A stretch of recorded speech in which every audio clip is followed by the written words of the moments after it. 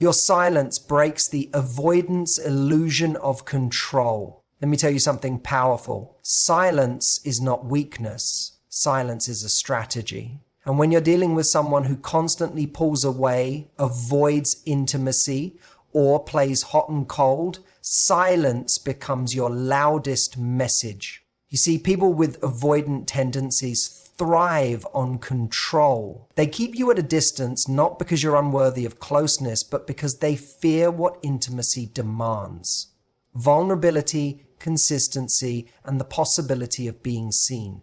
So what do? They give just enough to keep you hopeful, then retreat. They create confusion. You overthink, you chase, and in that chase, they stay in control. But the moment you go silent, really silent, not out of punishment, but out of self-respect, something cracks in that illusion they've built.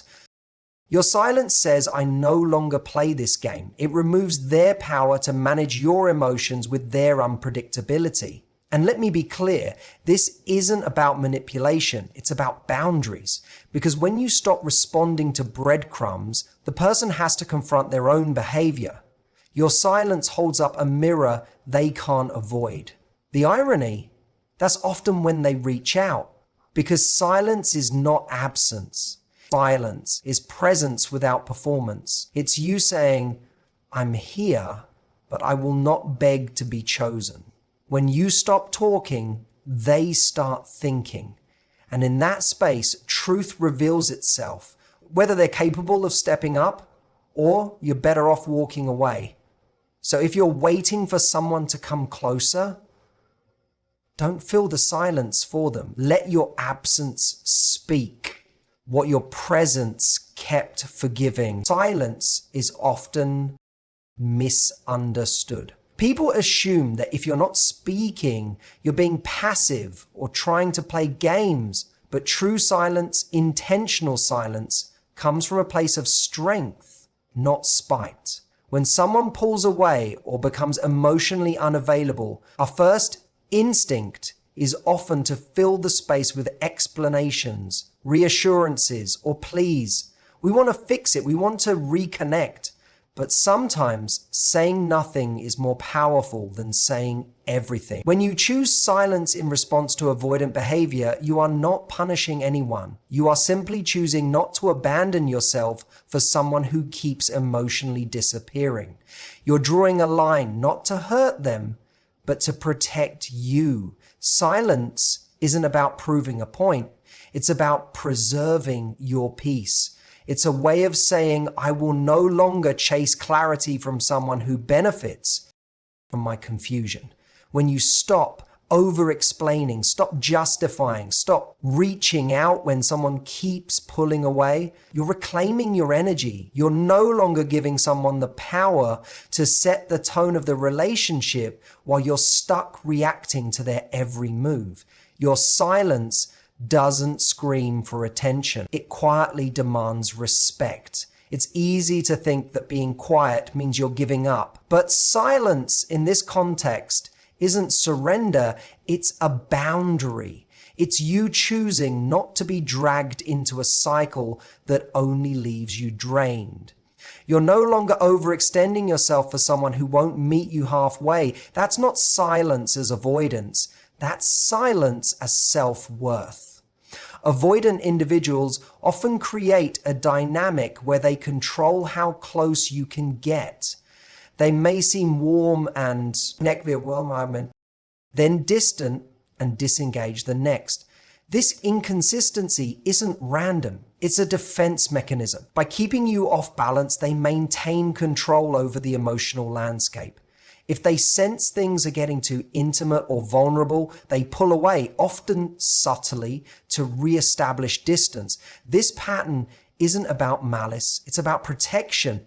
But that doesn't mean it doesn't hurt the person on the other end. What happens is you start doing all the work, you analyze every word, reread old messages, blame yourself for the shift, you try harder, you become more available, you reach out more, hoping that your effort will bring them back to the version of themselves you glimpsed early on. And in doing so, you hand over your emotional power. You're reacting to their rhythm instead of setting your own.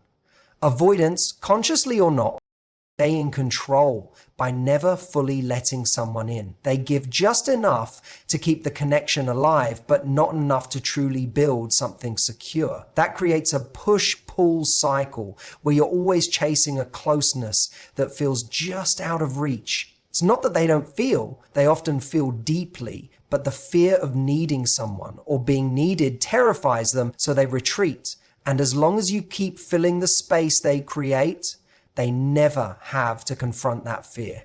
This emotional tug of war keeps you engaged and them comfortable. It's not about mutual connection. It's about control masked as caution. When you stop reacting, you disrupt the entire pattern that an avoidant person relies on to feel in control. They're used to you reaching out when they pull away. They're used to your reassurance, your need for clarity, your instinct to fix the disconnection. That pattern allows them to engage on their own terms without being held accountable for the emotional instability they create. But when you go silent, when you don't chase, don't explain, don't argue, they lose the emotional leverage they've come to expect. This isn't about being cold. It's about refusing to reward inconsistency with more effort. Your silence becomes a signal that the game no longer works. Avoidants often rely on your reactions to maintain the illusion that they're in control. If they can make you miss them, worry, or second guess yourself, they still have power over the connection without ever fully showing up for it. But when there's no reaction, no chasing, no emotional outburst, they're forced to sit with their own discomfort. And many of them are not used to that.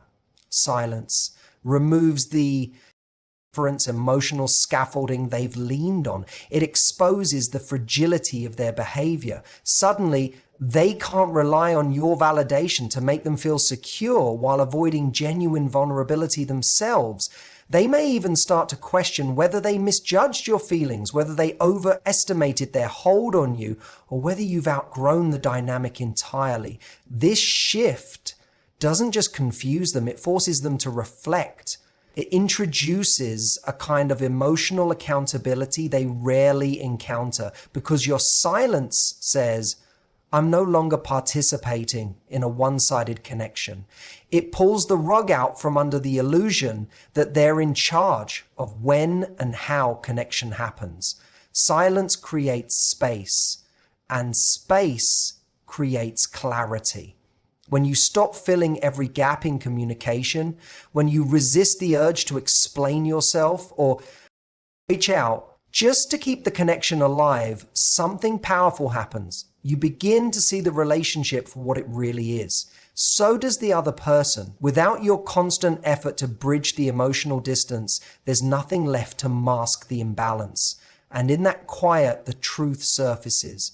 People often fear silence because they think it means abandonment or rejection, but real silence, the kind that comes from self-respect, not resentment, isn't about giving up. It's about stepping back far enough to observe without being swept up in your emotions. It gives you perspective. You start to notice how much work you were doing to keep the connection afloat. You recognize how often your presence was taken for granted because it was always guaranteed.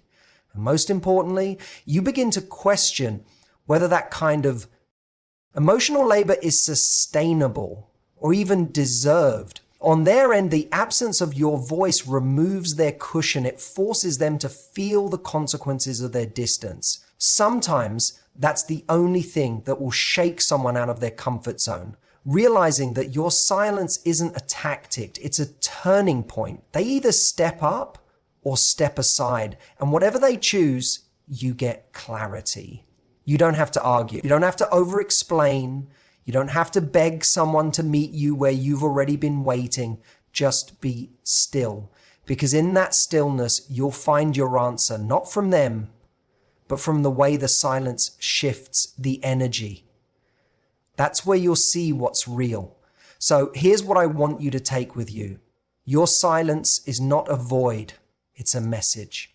A message that says, I know my worth, and I don't need to fight for someone who's unsure about mine. It's not about being cold or distant. It's about standing in your power. When you stop feeding the cycle, you stop being part of it. And that more than anything reveals what's truly there. If someone's love only exists when you chase it, it was never love. It was control. And when you take a step back and hold that silence with grace, you give both of you the opportunity to either grow into something real or release what was never meant to last. Thank you for giving me your time, your focus, and most of all, your openness. I hope you carry this truth with you. Your silence can be one of the most loving things you do for yourself. It's not the absence of care, it's the presence of self-respect. Take care of your heart. Speak when it matters, but never be afraid to say nothing